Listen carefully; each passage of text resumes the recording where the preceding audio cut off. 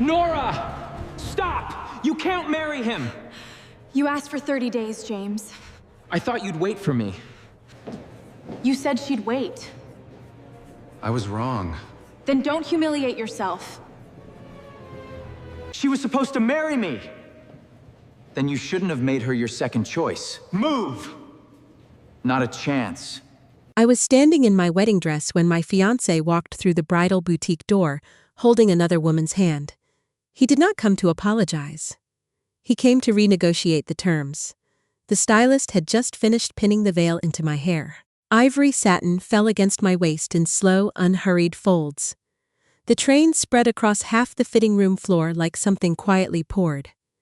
The light in there was warm and deliberate, the kind designed to make everything look a little more beautiful than it actually is. The consultant had been talking about the difference between French lace and Belgian lace when the bell above the entrance chimed. James Whitfield stopped in the doorway, holding a woman's hand. I recognized Lily Monroe immediately. We had been introduced twice at industry events over the past 2 years. She was wearing a cream-knit dress, dark hair loose around her shoulders. She looked the way people look when they have mentally prepared themselves to be observed. James had his hand wrapped around hers the way he held things he intended to keep. He did not look sorry. He looked mildly inconvenienced. The way a person looks when they have double-booked a lunch reservation and now have to make an uncomfortable phone call. The stylist's fingers stopped moving against my hair. The consultant set her clipboard down on the counter. 2 floor attendants drifted quietly to the far end of the room and found tasks near the earring display. "The wedding does not have to be cancelled," James said from the doorway. "Just moved back a month." Nobody in the room moved. Lily stood slightly behind his right shoulder. Her expression was arranged into something gentle and apologetic. She did not look at the dress. She looked at me through the 3-panel mirror, and the softness in her eyes was the practiced kind. I turned to face them. Why? James had clearly thought about this before walking in. He launched into his explanation the way someone does when they have rehearsed it and want to get through the part where you object before you can gather yourself. Lily is relocating to Seattle at the end of next month. When we were 17, we made a promise to each other. If either of us was ever standing at the start of a completely new life, but still had unanswered questions, still wondered what might have been between us, we would give ourselves 30 days together to finally find out. Cook meals. Run errands. Watch movies. Just live like a normal couple for 1 month and get a real answer one way or the other. He paused, letting the reasonable-sounding part of it settle in the room. Then I come back, we pick a new date, and the wedding goes ahead exactly as planned. Nora, please do not make this into something it is not. The air conditioning hummed. The consultant began rearranging a tray of earrings that did not need rearranging. The stylist still had her arms suspended above my head, the veil held in midair. Everyone in that fitting room understood what he had just asked. Everyone except James. I looked at Lily. "You will be living together?" She pressed her lips into a careful, sympathetic smile. "I know how it sounds, and I know it is not easy to hear, but James and I have known each other for more than 20 years. If something was going to happen between us, it would have happened a long time ago. We just need to close a chapter that was never properly closed. I am not here to take your place, Nora. Where will you be staying?" I asked. James's forehead creased. "Do we need that level of detail right now?" "I have the riverfront apartment," he said after a beat. "Lily has not been sleeping well. I told her I would help her get settled." Something in my chest went very still. 7 days earlier, at our engagement party in a ballroom overlooking Boston Harbor, James had stood in front of our families and said things about loyalty and a shared future while holding both my hands. It had been witnessed by our parents, our boards, 24 business partners, and 6 journalists who covered real estate and finance. That public commitment had done more than move people emotionally. Callahan Capital had been extended preferred partner status with Whitfield Development. The Lakeshore Corridor project had moved through city approvals in ways that previously would have taken an additional 8 months. Vendors started offering Whitfield 90-day payment terms instead of 30. A conditional financial guarantee from Callahan was under review at the bank, though it had not yet been signed or submitted to any lender. My family had not arranged any of this. I had chosen James freely. But when two executives in this industry publicly committed to building a life together, both boards reasonably treated the relationship as part of a long-term alliance. That was simply how the world worked at this level. Now James wanted to pause his commitment to me while assuming that every benefit created by that commitment would stay exactly in place. Two kinds of promises, apparently. The one he made to me in front of 150 people was for cameras and investors. The one he had made to Lily at 17, in private, was the sacred one. 1 month, I said. Relief moved through his shoulders. 30 days. That is all. You have always been the most rational person I know. You understand what is best for everyone involved. The formal invitations have not gone out yet, so changing the date is not complicated.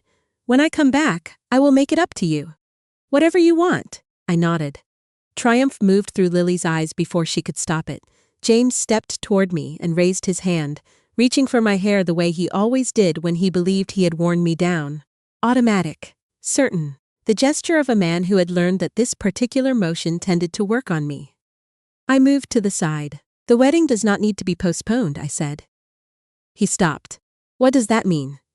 I lifted the veil from my hair and placed it in the stylist's hands.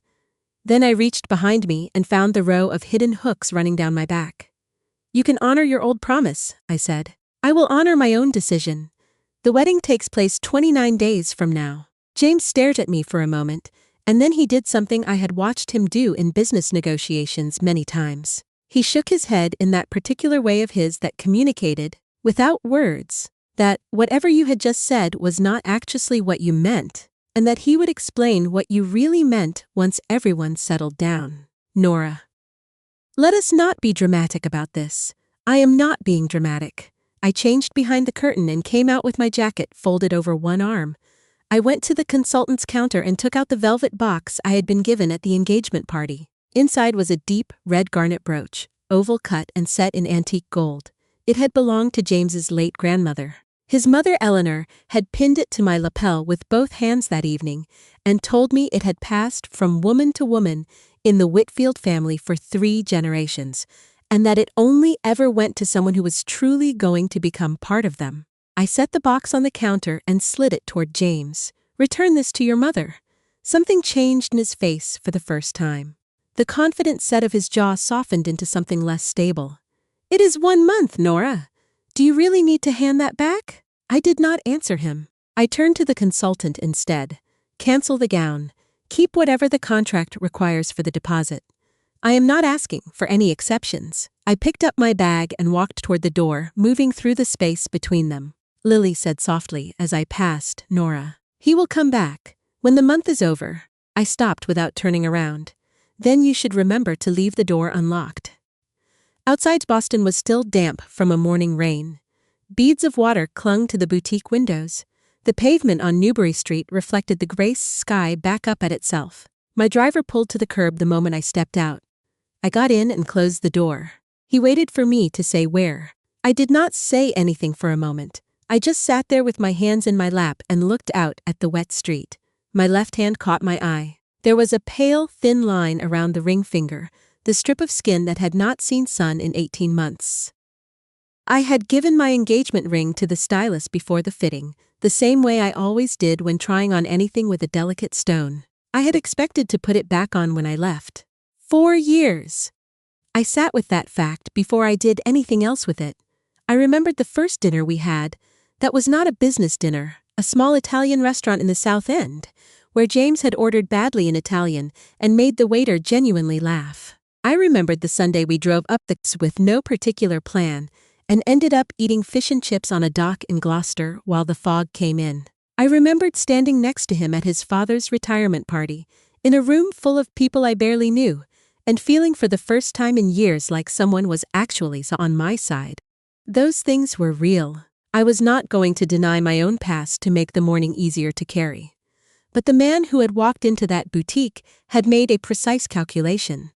He had decided, without apparently examining it directly, that my life could be held in suspension while he sorted out his. He had walked in expecting me to be reasonable about it, the same way I had always been reasonable about the smaller things, the postponed dinners, the canceled plans, the evenings he needed to work late. He had trusted the pattern to hold. He had been wrong about that.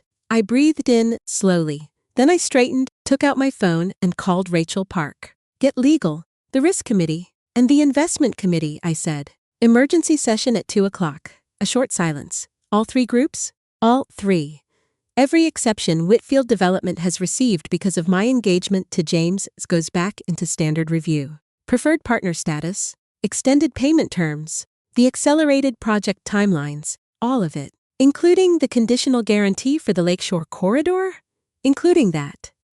It has not been signed or submitted to the bank, so withdrawing the indication of support is not a breach of any existing contract. Every signed agreement stays in force. What changes is everything that was extended on the assumption of a permanent, closely supervised alliance between our companies. That alliance no longer exists. Rachel had worked with me for 4 years. She understood what had happened without my saying it. I will have legal ready before 2, she said. Include liquidity exposure and litigation risk analysis. Any director who wants to push back gets the floor. I needed to be clear with myself about why I was doing this because clarity would matter later. Callahan Capital was not my personal account. James had humiliated me that morning, but humiliation alone was not a sound reason to reverse commercial decisions that affected a great many people. The actual reason was more precise. Whitfield's financial exposure had been accumulating quietly for 2 years. The board had been comfortable with it, partly because both companies were expected to operate under joint oversight after the wedding. Whitfield's cash position, its borrowing structure, its dependence on Callahan's positioning with 3 separate lenders, all of it had been accepted with the understanding that the 2 entities were heading toward a closely managed long-term partnership. If that future was no longer happening, the board needed to evaluate the actual numbers instead of the expectations that had been built around a future that was not coming. That was the reason. The fact that it also happened to be the right decision for me was not irrelevant, but it was not the argument I was going to make in that boardroom. At 2 o'clock, 11 directors took their seats on the top floor. 7 were independent. My last name had put me in the chair, but it had never automatically bought their votes. Gerald Foss, a senior director with 11 years on the board, pushed the preliminary memo back across the table before I had finished my opening remarks. He used my first name in a way that was meant to sound like a caution. A man behaving badly does not give us grounds to rewrite commercial agreements in the same afternoon. I agree with that completely, I said. He had not expected that. He sat back. I signaled to our chief financial officer. The screen behind me filled with 2 years of Whitfield Development's financial picture. Their debt load, their bills running weeks behind, their short-term loans that had to be rolled over every few months because the underlying assets could not fully carry them. The quiet pattern of borrowing against tomorrow to pay for today. None of this appeared this morning, I said. The board approved preferred treatment for Whitfield because the Lakeshore Corridor was expected to come under joint oversight after the marriage was formalized. We accepted risks we would not have accepted from any other partner because we expected to function as something significantly closer than an ordinary commercial relationship. I advanced to the next slide. James Whitfield has suspended the engagement without informing a single lender, vendor, or commercial partner that the situation has changed. He is expecting Callahan to continue bearing his company's risk while he works through a personal question that has nothing to do with our business. Several directors turned back to the data in front of them. Others stopped writing. The guarantee letter has not been signed. Withdrawing it is not a breach. Every existing contract stays active and will be honored. Whitfield will lose the extended payment terms and the preferred timeline. They will go through the same underwriting process as everyone else. I looked around the table. Callahan will not call a single bank and ask them to reject Whitfield's applications. We will not pressure any vendor. We are stopping the practice of treating one company as an exception when the reasoning behind that exception no longer exists. That is not retaliation. That is the board doing its job. 2 hours of legal review followed. Sharp questions from 3 of the independent directors. One sustained objection from a director who argued the timing would make everything look personal, regardless of the logic underneath. He said it correctly. No analyst covering this sector was going to look at the timing and conclude that the decision had been made purely on risk fundamentals. I gave him the full floor and let him finish his argument, and I did not interrupt, and I did not dismiss what he was saying. I told him he was right, that the timing was what it was. Then I asked him whether Callahan's obligation to manage its own risk exposure changed based on whether the optics were convenient. I asked whether the board had ever applied that standard before, whether we had ever left an unacceptable risk in place, because removing it at a particular moment might look reactive. He could not point to a case where we had. He voted no. I respected that. It was a defensible position. The vote came in at 8-2 with one abstention. Gerald Foss closed his folder and looked at me from the far end of the table. "That was not an emotional decision," he said. "It was both a statement and a question." "No," I said, "it was not." The truth was more layered than a clean answer could carry. James had told me that morning that I always understood what was best for everyone. Standing in that fitting room, I had finally understood what his version of everyone consistently included. It always included him. It never once included my dignity as something worth accounting for. I stayed in the boardroom after the others left and finished what remained of the day's work at the long table. The city outside the windows was still wet and gray. When the sky finally cleared, I opened my contacts and found a name I had not called in 2 years. Daniel Hale. We had met during a failed acquisition 5 years earlier. I had spent 3 months building a proposal, and he had rejected it in 40 minutes at a regulatory hearing. The next morning I stood up in the same room and told him his cost projections were off by nearly 40%. We argued for 6 hours. By the end of the afternoon, we had built a replacement deal together that neither of us was entirely happy with, which was exactly why it survived. Over the years that followed, we worked together on 3 different sectors. We disagreed at public forums and went at each other's financial models in private with considerable enthusiasm. 2 years ago, when Callahan's Pacific Division faced a coordinated credit withdrawal and several institutional partners pulled back quietly to see if I would fail, Daniel had kept Hale Industries in the contract without using the crisis to push for better terms. I asked him why afterward. He said he had read my risk disclosure document. He said anyone willing to put the worst-case scenario on page 1 rather than burying it in a footnote was not gambling with a partner's money. He said that kind of document was either the work of someone genuinely trying to be a responsible counterparty, or the work of someone sophisticated enough to use honesty as a strategic tool. He had decided after 2 meetings that it was the former. Then he said something I had not expected. He said, "The 3 firms that pulled back are going to come back around within a year. I have seen this pattern before. They are not leaving because the fundamentals have changed. They are leaving because you are visible, and they want to see how you handle it. Stay in the contracts, keep your reporting clean, and let the results do the argument for you." He had been right.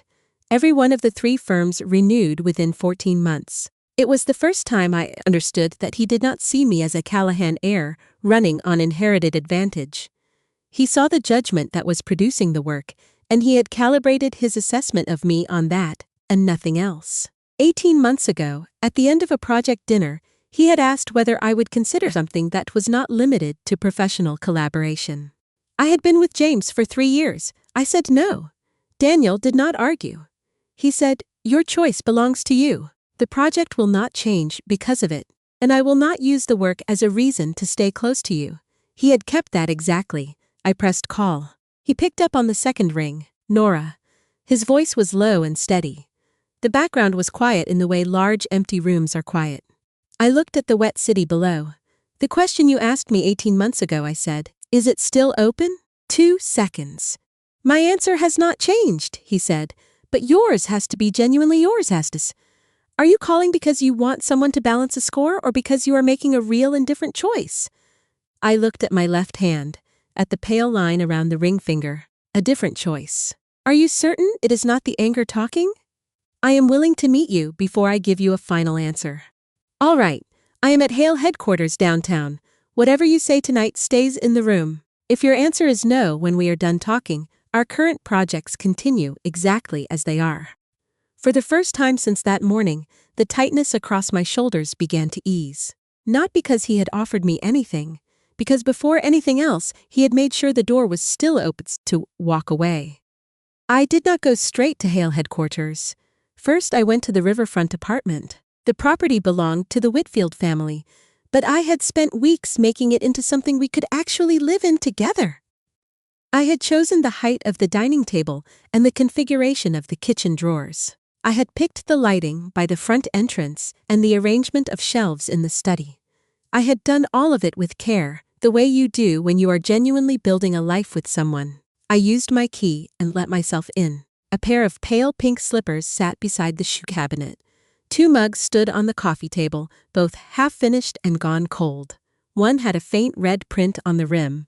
Lily's suitcase leaned against the sofa, not fully closed, a silk nightgown spilling through the gap. Through the open bedroom door, I could see that the side of the bed I had always slept on had been slept in.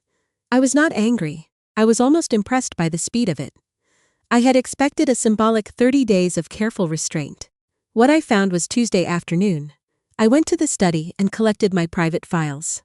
Passports, project notebooks I had been keeping for 2 years. Photographs I had carried through 3 apartments before this one.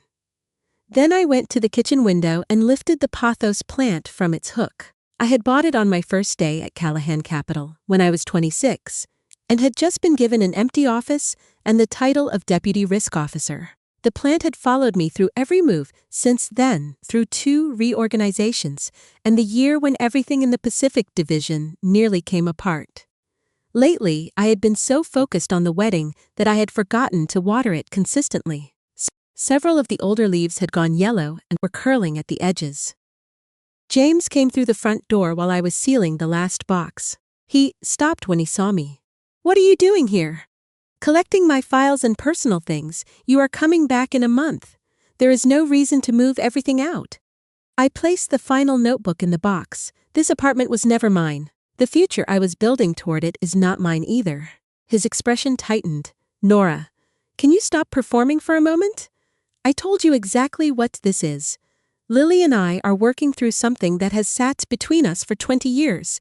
It will not affect anything between us." I clipped one yellowing leaf from the pothos with my thumbnail.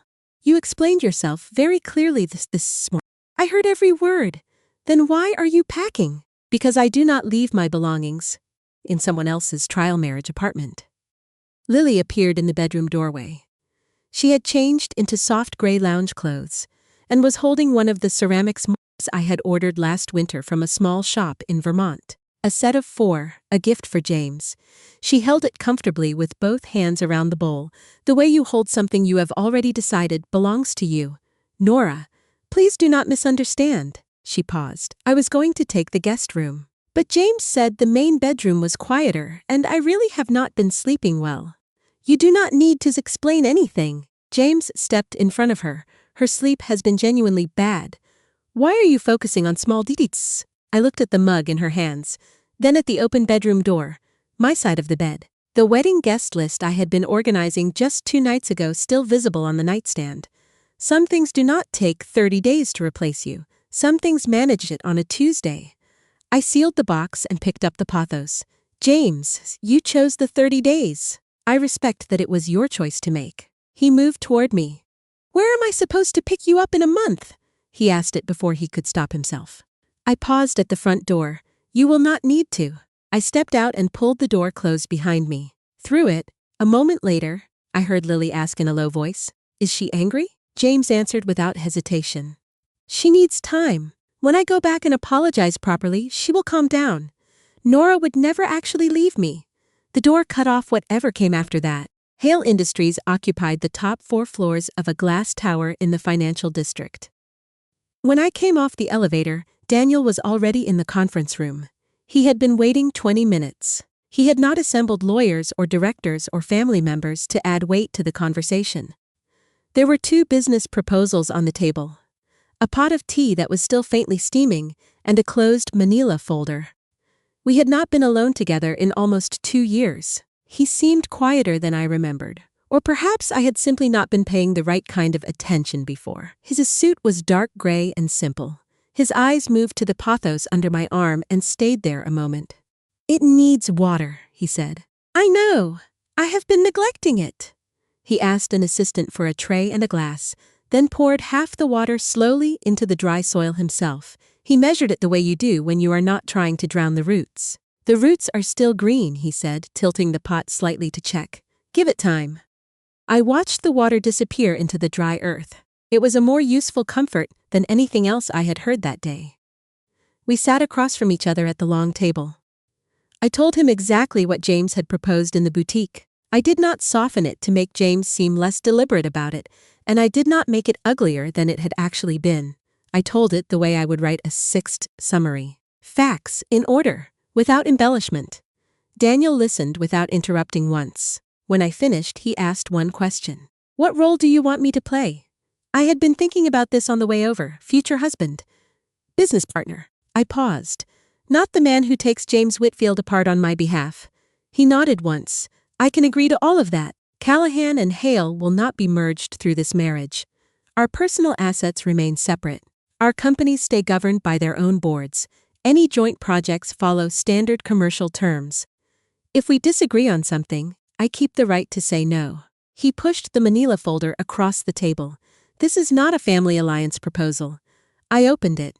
Inside were a prenuptial agreement and a formal conflict of interest framework, both drafted by outside counsel. The terms were methodical. Assets coming into the marriage would remain with whoever had held them before.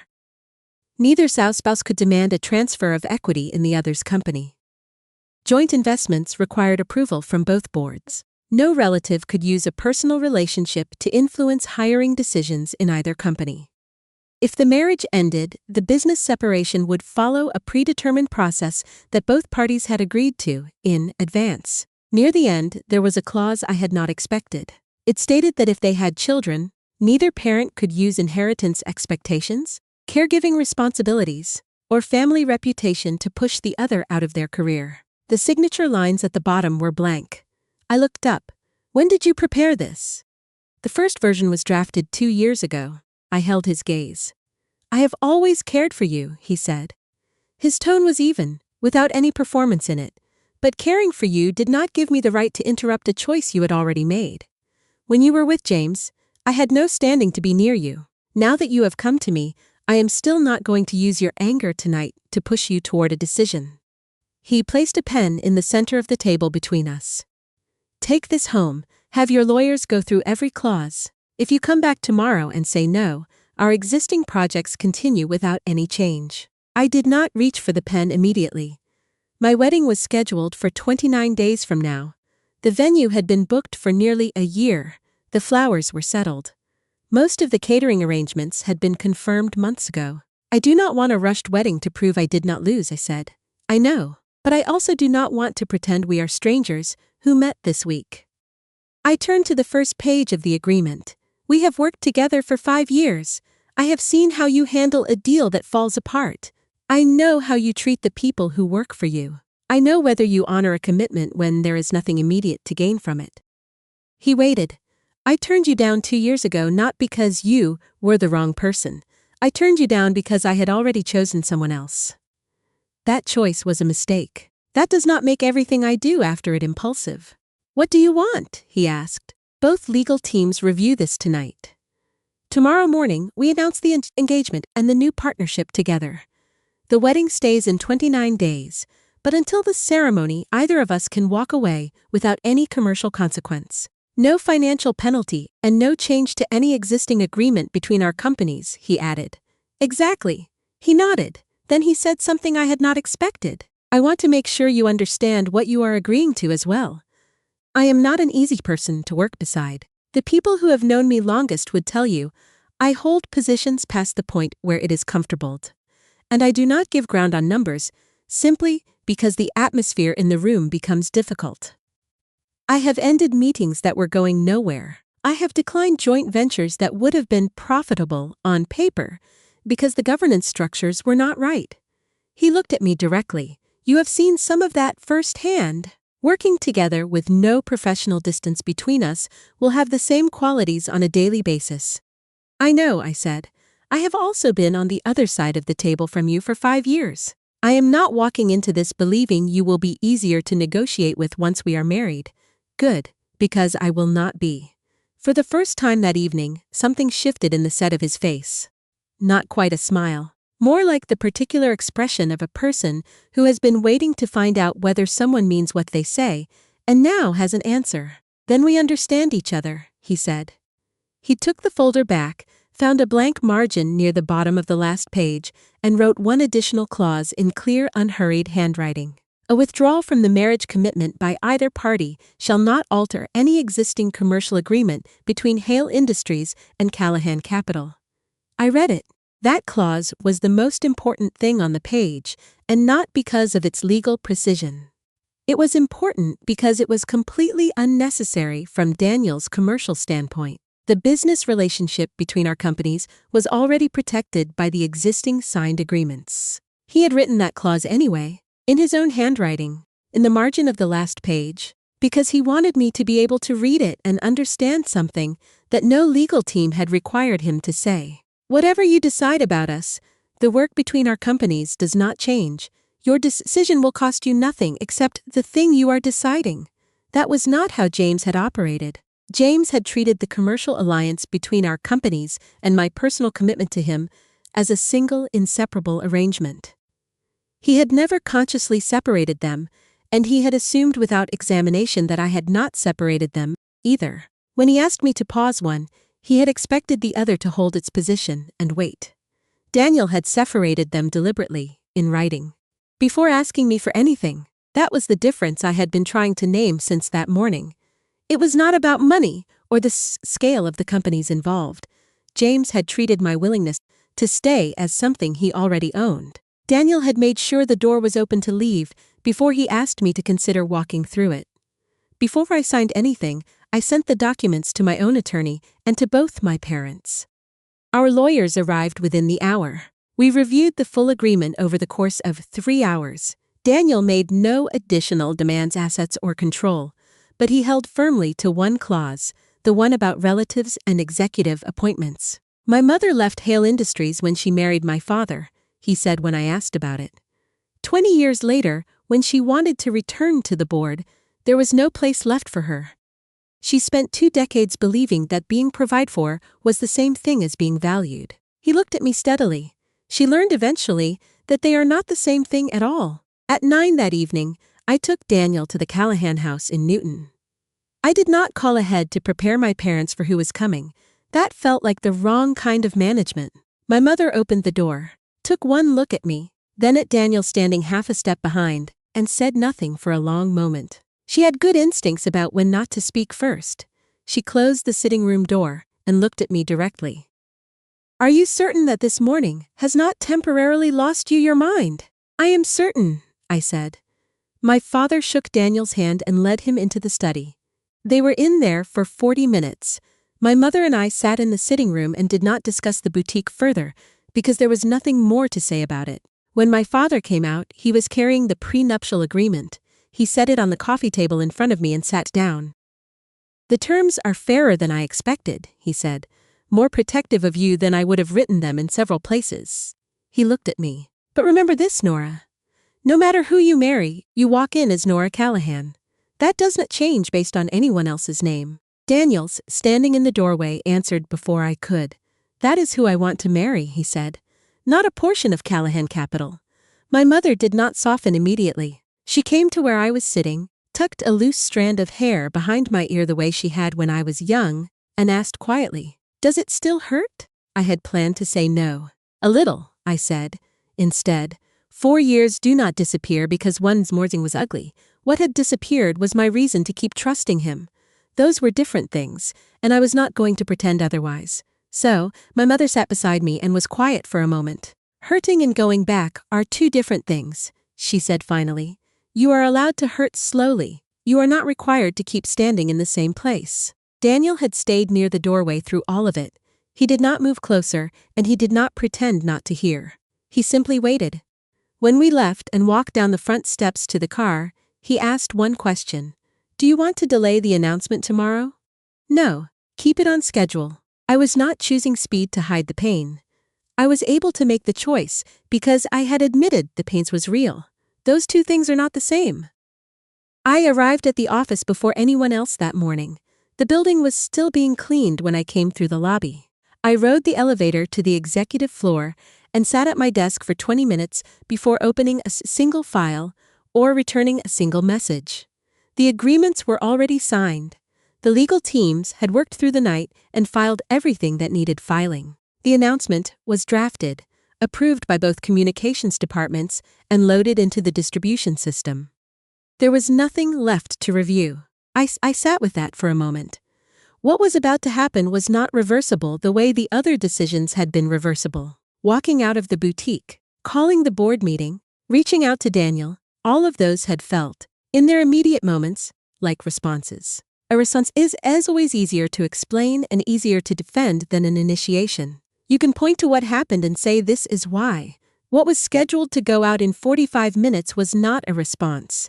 It was a declaration. I had chosen this man, in less than 24 hours, with full information, and I was about to tell the world that I had done it. I thought about my mother's question from the night before.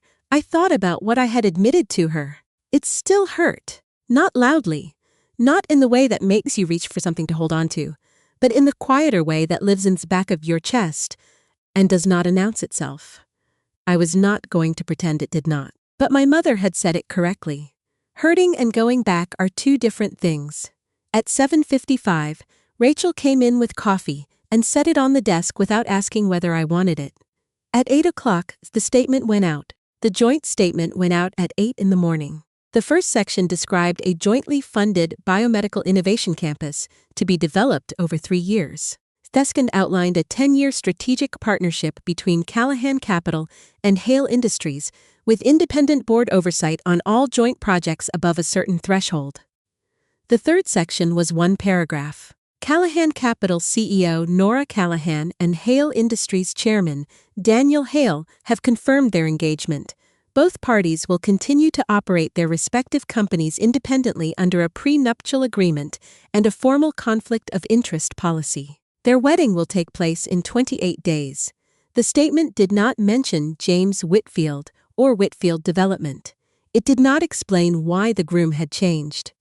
Results do not require permission from people who are no longer part of the decision.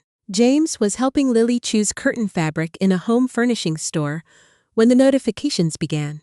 She was holding 2 samples up to the window, asking whether he preferred the blue-gray or the warm ivory, when his phone started vibrating on the display table. He dismissed the first 2 calls without looking at the screen. The third was from his father. He sent it to voicemail. Then a financial news alert expanded across his screen. Callahan Capital and Hale Industries announce 10-year strategic partnership and CEO engagement. Wedding to proceed on original date. He read it twice, then he saw Daniel's name. The fabric samples landed on the table. Lily flinched at the sound. He was already dialing. I did not pick up. He called again. I watched the number appear on my screen from my desk and kept working. He called a third time, a fourth, all the way to 11 before his father's line connected. Thomas Whitfield's voice through a phone, I was told afterward, was the kind that could probably be heard from the next room. James explained that it was just my anger and that he would go talk to me and fix everything. Thomas told him there was nothing to fix, that the word fix implied something that had broken on its own. What had happened was not a breakage. It was a consequence. While James had been in a curtain shop, Callahan Capital had withdrawn a financial guarantee, reversed preferred commercial terms, and announced a long-term strategic alliance with the second-largest infrastructure firm in the Northeast. All of that in 18 hours. James drove to Callahan Capital. The lobby was busy. There were journalists near the main entrance. Our communications team had set up a display in the atrium showing preliminary renderings of the biomedical campus, floor plans for the research facilities, projected construction timelines. On the central screen, there was a photograph taken that morning at the signing table. Daniel and I stood side by side, both of us looking at the documents and not at each other or at any camera. 2 people in a meeting who had arrived at a decision and were now acting on it. James made it as far as the security barriers. His previous access had been tied to the preferred partner arrangement. That arrangement no longer applied. He raised his voice. I was stepping off the private elevator when I heard him from across the lobby. He pushed past the guard's outstretched arm and crossed the marble floor toward me. The lobby went quiet in stages, the way large rooms go quiet when something is about to happen that nobody wants to miss. What is this supposed to mean? Was the announcement unclear? You agreed yesterday morning. He was working to keep his voice level and not entirely succeeding. You said 1 month was acceptable, and now you are engaged to Daniel Hale. He stopped. This is revenge. That is all this is. I looked at the fury in his face and remembered the same absolute certainty there in the bridal boutique. The casual assumption that I would understand, that I would be reasonable, that I would wait because I had always waited. You chose to honor an old promise, I said. I chose a more suitable marriage. We both made decisions about our own lives. That seems fair to me. It is not the same thing. How is it different? His mouth opened. Nothing came out for a moment. The honest answer was right there between us. He wanted to say that he was allowed to run an experiment on another life before committing to our Seuses, while I was supposed to remain exactly where he had left me. He wanted that to be a categorically different kind of behavior from what I had done. He could not find the words that made the argument hold together, because the argument did not hold together. It had only ever held together inside a situation where I was not allowed to apply the same logic back to him. The lobby was very quiet. I was aware of people watching from the edges of the space, near the atrium's display, near the security desk. They were being professional about it, looking at papers and screens, but the attention was there. James seemed to become aware of it at the same moment I did. He lowered his voice. I made a mistake. I am telling you that right now. I made a serious mistake, and I am standing in front of you trying to own it. I know you believe that, I said, and I am sure you mean it. But believing you made a mistake and understanding what the mistake actually was are two different things. The mistake was not walking into the boutique. The mistake was the calculation that preceded it, the certainty that I would wait. Nothing happened between Lily and me, he said, quieter now.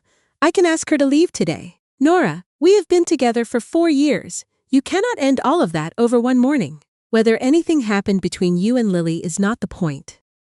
I kept my voice low enough that it belonged only to the two of us, but clear enough that he could not pretend not to understand. The point is that you walked into a bridal boutique while I was wearing my wedding dress and told me that a promise you made to someone else at 17 mattered more than the one you had made to me in front of everyone we know. You expected me to accept being set aside for a month, and you expected Callahan Capital to keep carrying Whitfield's risk exposure while you did it.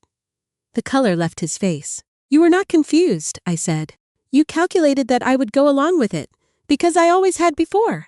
I was never using you. Whitfield Development received preferred status, extended payment terms, and a planned financial guarantee because we were expected to become a closely supervised permanent partnership.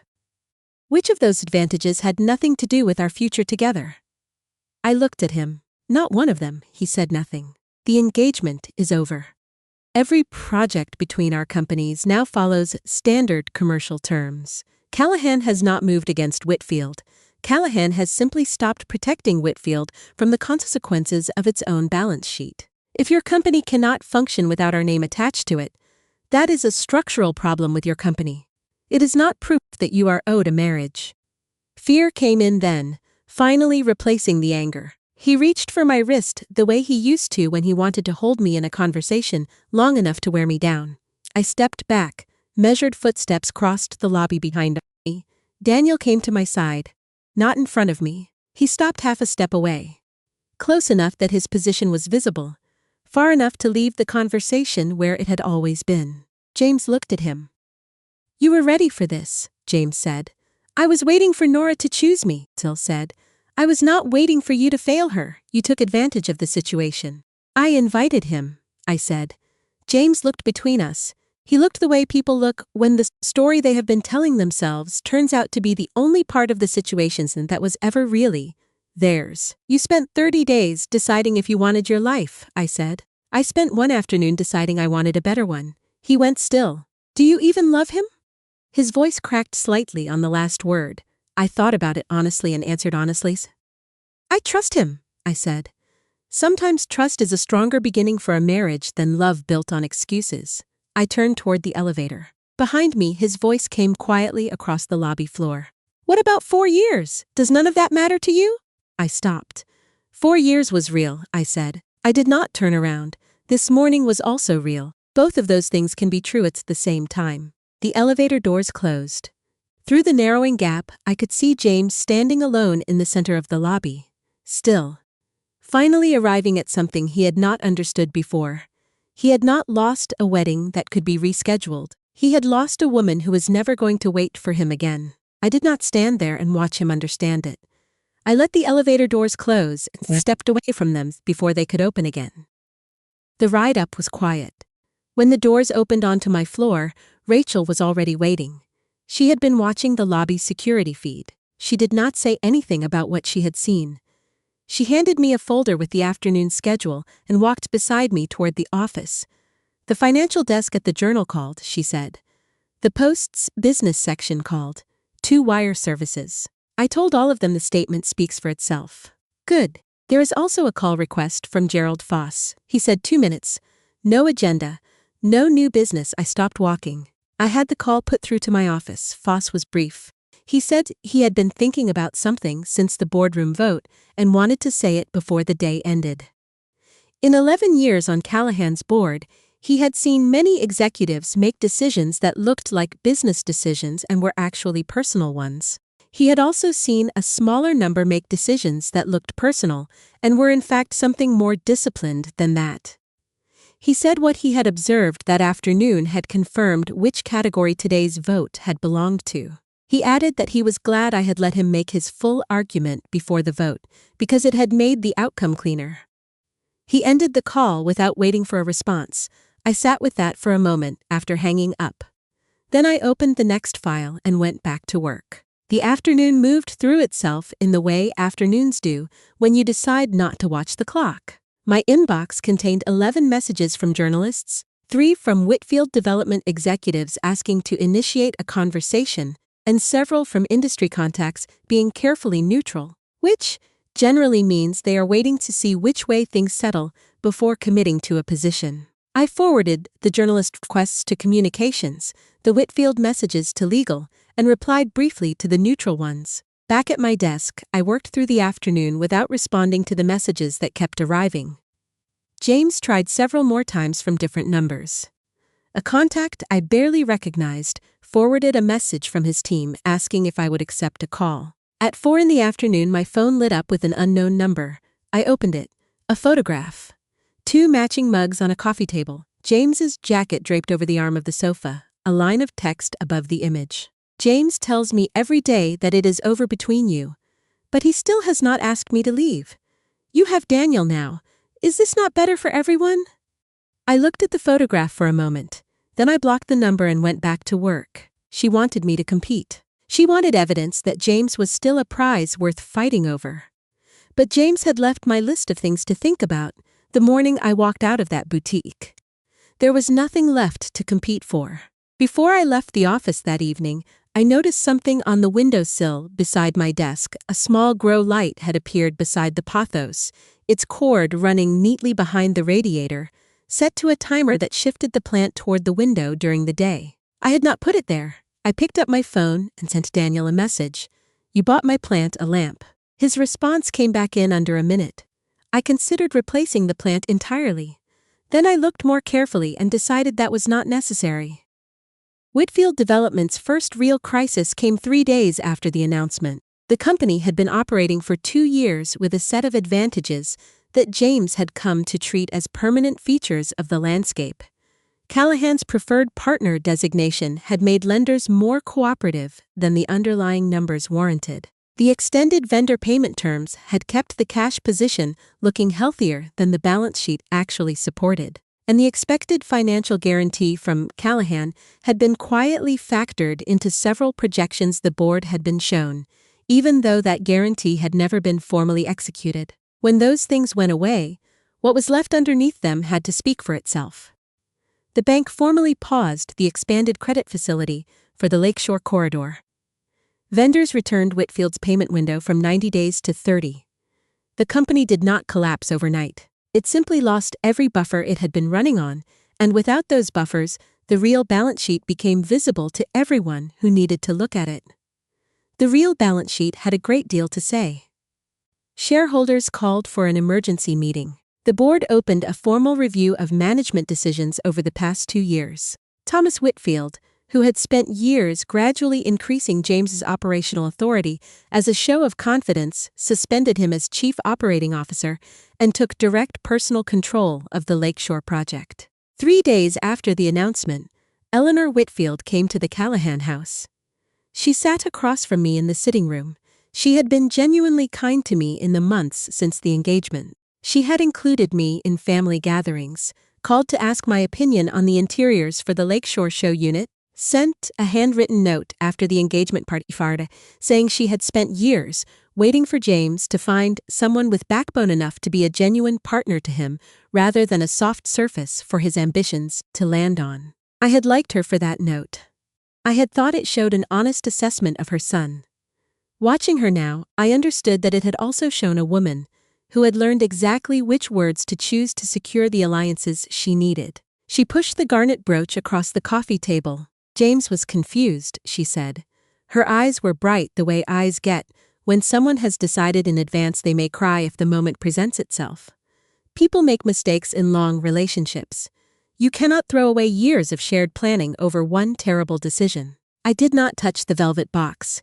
Mrs. Whitfield, James and I were not yet married. But everyone at that engagement party understood we were going to be. Which is exactly why he should not have walked into a bridal fitting room and asked to audition another woman for the role. Her expression tightened. Lily has had a difficult life. She lost her father when she was very young. James has always felt responsible for her. You have so much, Nora. Why would you compete with someone who has so little? I am not competing with her. I am declining to marry a man who believed his compassion for someone else entitled him to sacrifice my dignity in the process. The sympathy drained from her face in stages. Then, as I had expected, she stopped talking about love and moved to the Lakeshore project. Whatever happened between the two of them personally, she said, Callahan could restore the indication of financial support. The project itself should not have to suffer. My father, who had been sitting quietly in the corner chair throughout the visit, spoke for the first time. If Nora restored the guarantee, he asked, would James end his 30 days with Lily immediately? Eleanor said nothing. The silence told us everything we needed to know about what this visit had actually been about. The Whitfield family did not want my dignity restored. They wanted Callahan's resources returned to the position they had occupied before. When Eleanor left, she did not take the brooch with her. I had our attorney deliver it back by messenger, along with the engagement ring, every gift that had come from the Whitfield family during the engagement, and the formal written notice terminating the engagement. Not one item remained. Over the following days, James appeared at Callahan Capital 3 times without an appointment, and was stopped each time at the security desk. On the 4th day he called from an unknown number. I asked Lily to leave, he said. The 30 days are finished. Come back and I will apologize publicly, in whatever form you ask. I did not respond. 10 minutes after that call, a message arrived from a different unknown number. The same photograph of the 2 mugs, but with different text this time. James tells me every day that things are over between you, but he still has not asked me to go. You have Daniel now. This is the better arrangement for everyone, is it not? I looked at the message for a moment. Then I blocked that number as well and returned to work. She wanted me engaged in a competition. She wanted proof that James was still worth fighting over. But he had not been on my list of considerations since the morning on Newbury Street. 12 days before the wedding, the Whitfield family's communications firm began placing stories with media outlets. Anonymous sources suggested that Callahan and Hale had been quietly building a personal relationship for months before the engagement ended, implying that James had been set up, rather than genuinely surprised. Other stories framed his time with Lily as a compassionate act, a man supporting a woman through a genuine mental health crisis, and described my response as that of a calculating businesswoman who had used an old friend's vulnerability as an excuse to exit a commitment she had already been planning to leave. Thomas Whitfield called me personally. James had been wrong, he said. He acknowledged that much.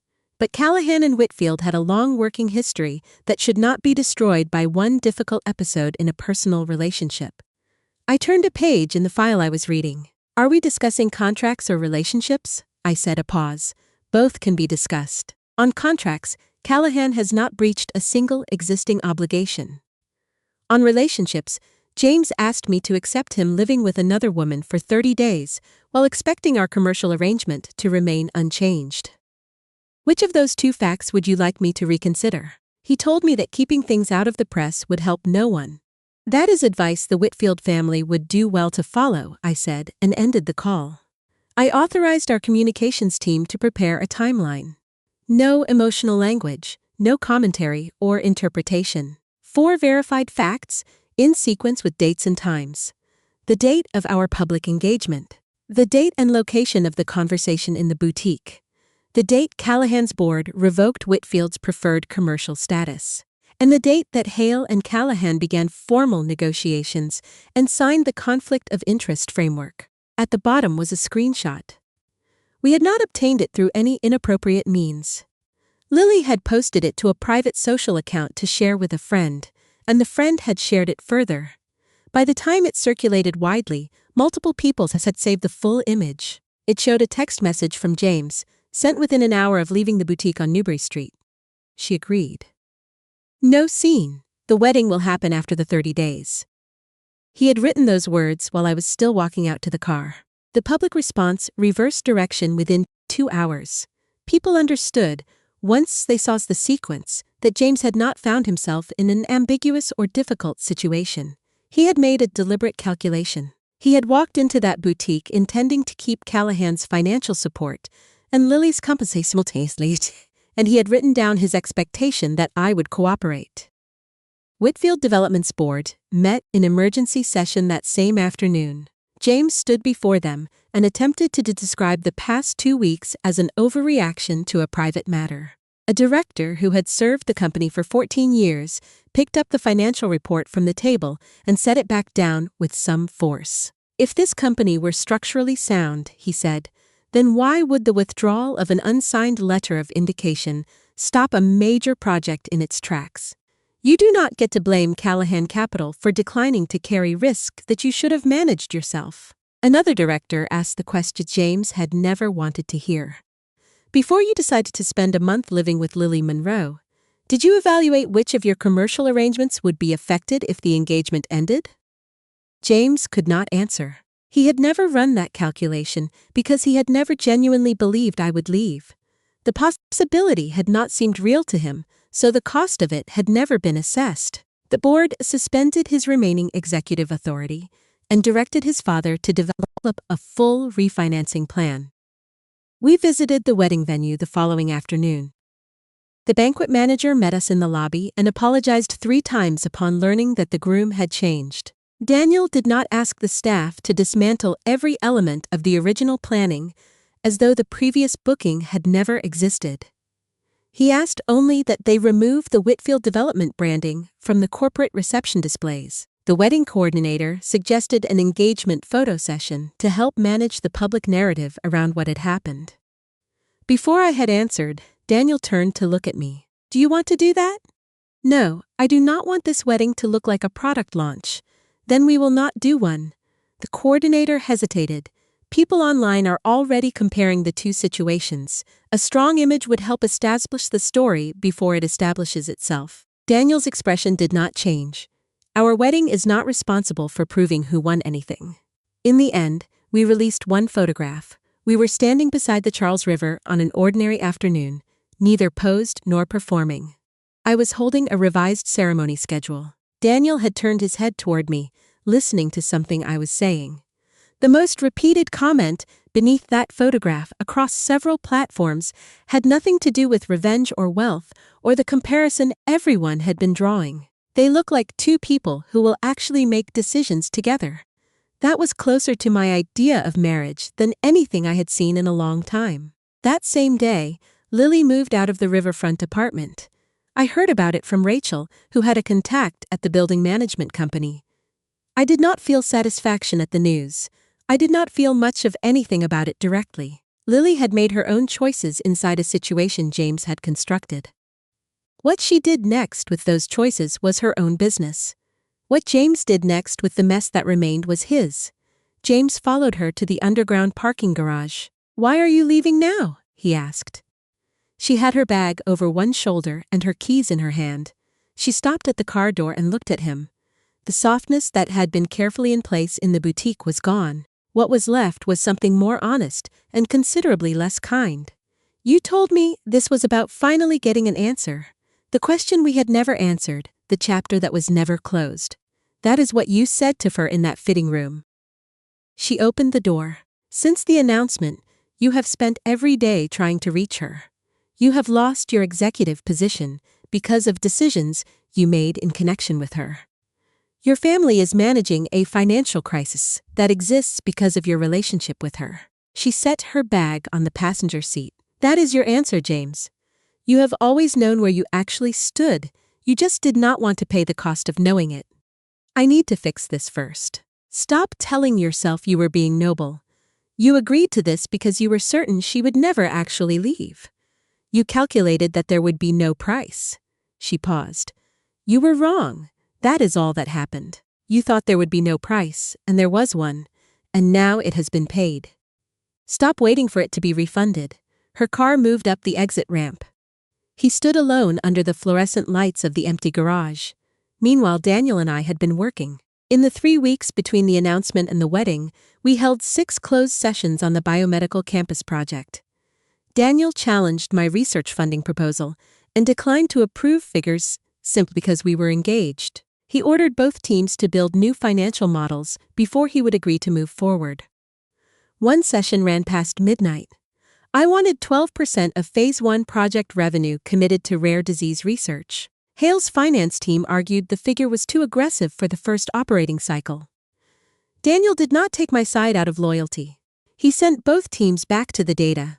2 hours later, he pushed a revised projection across the table. 12% is achievable, he said. But the research fund needs an independent audit committee. You chair it. I retain one veto on expenditures that fall outside the approved mandate. Deal. After everyone else had gone, I came back to my office to collect my things. The grow light was on beside the pothos in the window. The older yellow leaves were still there near the soil, dry and curling at the edges. But near the base of the plant, a new green shoot had pushed up through the soils, small and very clearly alive.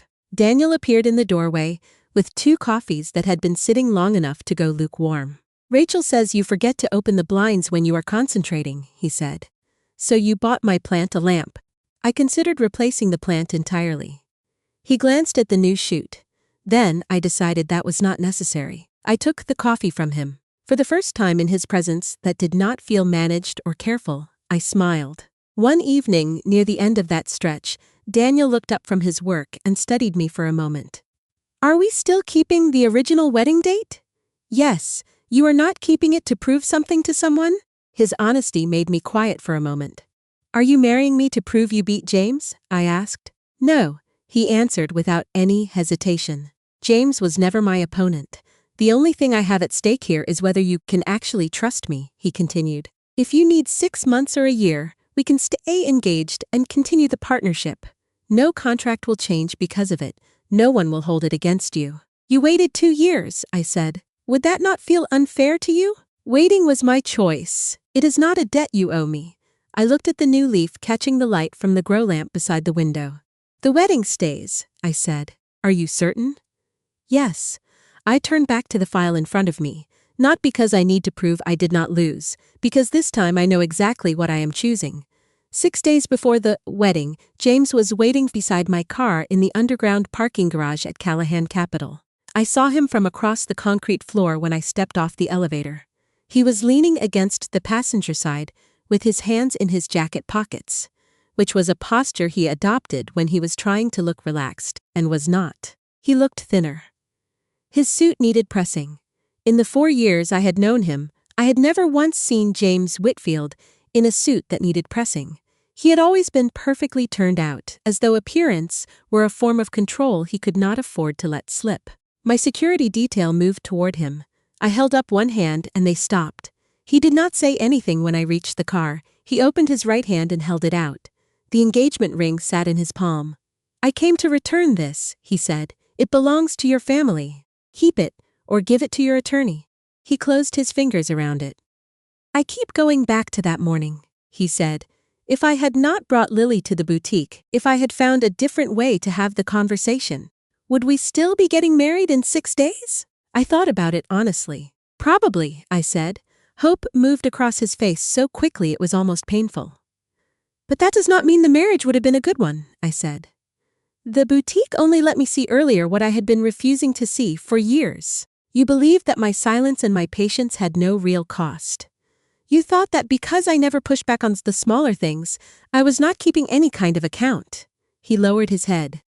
"I know I was wrong." "Do you regret losing me?" I asked, "or losing the commercial relationship with Callahan?" His lips parted. He did not answer. The silence did the work. "Give me another chance," he said finally.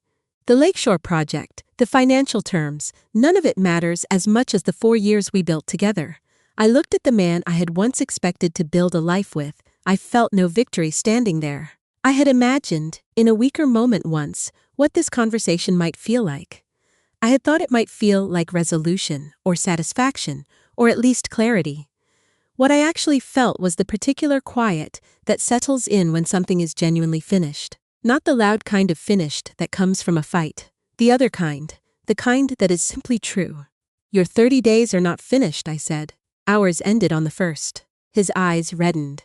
"Do you really not love me at all?" I had loved him. I was not going to erase my own past to make the moment cleaner. "I loved you enough to spend 4 years finding explanations for the things you did that did not quite make sense," I said. "I am not doing that anymore." I walked past him toward the driver's door. He did not follow. When I was several steps away, he asked one more question in a voice that was barely above a murmur. "Is Daniel really better than me?" I stopped. "He does not need to be better than you," I said. I looked back once. "He only needs to be right for me." I got in and drove out of the garage. In the rearview mirror I could see him standing at the edge of the space where my car had been, not moving, his hands at his sides. He looked like someone who had arrived somewhere, and only just understood it was not where he had been trying to go. I watched the image in the mirror until I turned out of the garage entrance and the angle changed, and then I stopped watching. I thought about the years. All 4 of them. I thought about the Italian restaurant and the dock in Gloucester, and the night at his father's party, when I had believed, genuinely believed, that I was standing next to someone who was actually on my sides. Those things had been real. Nothing that came afterward made them retroactively false. They had happened. I had been in them fully. But I had also spent 4 years mistaking someone's confidence in my loyalty for actual loyalty to me. Those were different things. I had been learning to tell them apart for a long time, and I was still learning. That was the last time we spoke. The morning of the wedding was clear. I woke early. The hotel room was quiet in the particular way that rooms are quiet when something irreversible is about to happen, and the world has not yet caught up to it. I stood at the window for a few minutes with my coffee, looking at the lake. The surface was very still. The light was coming in at a low angle, making the water look almost silver. I was not anxious. That surprised me a little. I had expected to feel more of whatever it is people feel on mornings like this, some version of second-guessing, or doubt, or the particular vertigo of a very large and irreversible decision made in a very short amount of time. What I felt instead was something steadier than all of that. Something that had been building over the past 29 days through every difficult conversation, and every document reviewed, and every question asked and answered honestly, and had now finished building, and simply was. I had chosen this. I had chosen it with both eyes open, with enough information to understand what I was agreeing to, with every exit clearly marked and available. No one had maneuvered me into it. No one had used a crisis to push me in a direction I would not otherwise have gone. That was what made the stillness possible. Not certainty that the future would be easy. Certainty that the decision had been a genuine one. Not because I had been forced toward it. Not because something had happened that left me with no other direction to turn. I had chosen it the way you choose a direction after looking at a map for a long time and understanding finally where you actually are. We had kept the same lakeside hotel I had booked the previous autumn. The flowers had changed from champagne roses to white ranunculus and deep green branches. The guest list had been reviewed entirely from the beginning, and every Whitfield name was removed without ceremony. I did not wear the satin gown from Newbury Street. The new dress was simple, with clean lines and no heavy train. I could walk up the chapel steps on my own without anyone managing the fabric behind me. Before the ceremony, Daniel waited outside the door of the bridal suite. He did not come in to check on me or fill the space with reassurance. Through the half-open door, he spoke in a normal voice. Final confirmation. You can still walk away. The business partnership continues regardless of what happens today. My bridesmaids looked at each other. I set down what I was holding, lifted my skirt slightly, and walked to the doorway. Mr. Hale, are you advising the bride to cancel her own wedding? I am making sure you are not continuing simply because the guests have already arrived. I held out my hand. I am continuing because I want to. He took my hand, his palm and steady. He did not hold tightly enough to make leaving impossible. He did not hold loosely enough to make me feel temporary. The chapel doors opened. Sunlight fell through the tall glass wall at the end of the aisle in long pale bars across the white petals on the floor. The guests rose as I entered. I was not thinking about how any of this looked from the outside, or what the commentary would be the following morning, or what James might be doing at that precise moment. I was looking at Daniel waiting at the end of the aisle. He was not waiting there as someone who had won something. He was not waiting there as a rescuer or a statement. He was waiting there as a choice I had made with full information, and he knew that, and that was the whole of what made it real. When it was his turn for the vows, he said, I will respect your work, your judgment, and the decisions you make about your own life. I will not define what happiness should look like for you, or ask you to prove love through sacrifice. I will stand beside you when you want a partner, and I will be honest with you when we disagree. I will not treat your patience as permission. When it was my turn, I looked into his eyes and said, I promise not to retreat when partnership is needed. I promise to tell you the truth when we disagree, even when the truth is inconvenient. And I promise never again to disguise silence and endurance as grace. When the ring settled onto my finger, a small wind moved through the trees visible through the glass wall. The leaves shifted against each other, soft and unhurried. That evening, after the reception, a message arrived from an unknown number. Congratulations. I am sorry. I read it once, then I deleted it. An apology matters when the person who caused the harm finally admits what they did. It does not oblige the person they harmed to return. 1 year later, the first phase of the Biomedical Innovation Campus opened to coverage from several national outlets and 3 international ones. Callahan Capital managed research investment and risk oversight. Hale Industries handled infrastructure and international distribution. Daniel and I still argued in board meetings. On 2 separate occasions in the first year alone, we disagreed strongly enough that both teams had to go back and rebuild the underlying analysis before either of us would agree to move forward. There was no shortcut through the disagreement, just because we went home to the same address. We had agreed on that before the wedding. We agreed on it again when it was put to the test in the room. Marriage had not absorbed either company's identity. Financial reports described the project as a partnership between Callahan Capital and Hale Industries. They did not describe me as Daniel Hale's wife, who had helped develop a campus. My name appeared on the Callahan side of the document, exactly where it had always appeared, and I intended to keep it there. 3 weeks before the pilot launch, an overseas equipment supplier announced an 18% price increase and framed it as a manufacturing cost adjustment. Daniel's operations team wanted to accept part of the increase to protect the launch date. My research division wanted to replace the supplier entirely and absorb the delay. We argued for a full evening. Daniel did not give ground because we were married. I did not interpret his opposition as anything other than what it was. A reasonable disagreement between 2 people who had agreed in writing that they were permitted to have those. The following morning, we came back with separate teams. Hale's logistics network found a way to shorten the delivery timeline for an alternative supplier. Callahan rebuilt the technical validation process from a different angle. We cut the launch delay and reduced the total cost. At the press conference, A reporter asked Daniel whether managing a major project as a married couple made it difficult to separate business judgment from personal loyalty. He handed me the microphone. Our relationship means we are willing to hear each other all the way to the end of an argument, I said. Our governance structure means we do not have to agree with every word. A second reporter followed up. Was there ever a risk, she asked, that the personal relationship and the professional one would pull in different directions? That one would compromise the other? That risk exists in every partnership between two people who have stakes in a shared outcome, I said. Our answer to it is not to pretend the relationship does not exist. Our answer is to have structures and agreements that are designed to hold even when the relationship makes it uncomfortable to use them. Daniel added one line. We wrote those structures before the wedding. When we use them now, we are honoring a decision we made together when we were thinking clearly, not just reacting to whatever is in front of us that day. Several publications quoted the exchange. One used my answer as a headline. Another used Daniel's. That evening I came back to my office and stood for a moment by the window. The pothos had spread across the full width of the sill. The older leaves from the year before were still there near the soil, dry and thin at their edges. The same ones that had been yellowing when I carried the plant out of the riverfront apartment 11 months ago. Above them, new vines reached toward the window in every direction, each leaf wider and greener than the ones below. Daniel came in carrying 2 cups of tea and set one beside my hand. He looked at the plant. Should we cut the old leaves off now? I shook my head. Leave them.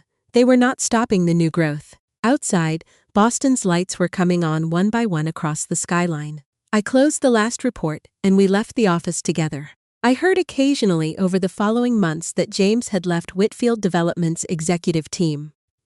He had started over with a smaller project in a different part of the city, unconnected to anything involving Callahan or Hale. He never reached out to me. He never gave an interview about what had happened between us. That was his life to rebuild. It had nothing to do with mine. I think about that morning on Newbury Street sometimes, the way you return to the places where things changed direction, not obsessively, and not with grief. The way you occasionally think about any turning point once it has become far enough behind you that you can see the whole shape of it. I remember the pale line on my ring finger in the back of the car. I remember how I sat there for those few minutes before I called Rachel. I remember the deliberate decision to feel the full weight of 4 years first, before deciding what to do with the rest of the time I had. That pause mattered. Not because it changed what I was going to do, but because it meant I did it with full knowledge of what I was leaving behind, and nothing has ever made me doubt it. I finally understood, somewhere in the middle of that first year of the marriage, what leaving actually means. Leaving is not watching the person who betrayed you face consequences so severe that you feel compensated for the pain. It is not standing beside someone more powerful and letting the comparison do the talking. It is not even the moment you walk out of the room. Leaving is the day when the person who hurt you could walk back in, and you find that you no longer need anything from them. Not an apology, not an acknowledgement, not any proof at all of what they lost. You simply do not need it anymore. James chose 30 days with an old dream. I chose, from the very first morning, to take my own life back.